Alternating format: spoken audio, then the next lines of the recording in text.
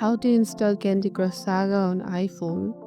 First, unlock your phone and find the App Store icon. Look for the blue icon with A and give it a tap.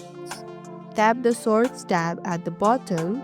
Type Candy Crush Saga into the source bar at the top and hit search. Find the official Candy Crush Saga app. You will see the famous candy icon.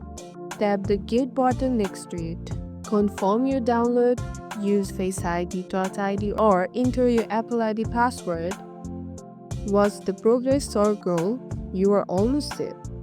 When it's done downloading, hit open and jump into the Candy Kingdom. Let the crossing begin. Also, want to save your progress across device? Connect to Facebook or create a King's account once you are inside the game. That way, all your level will be safe and sound. And that's it. Candy Crush Saga is now installed on your iPhone. Drop a comment if you need help, hit like if this was helpful, and don't forget to subscribe for more quick fun game tips. See you in the next one.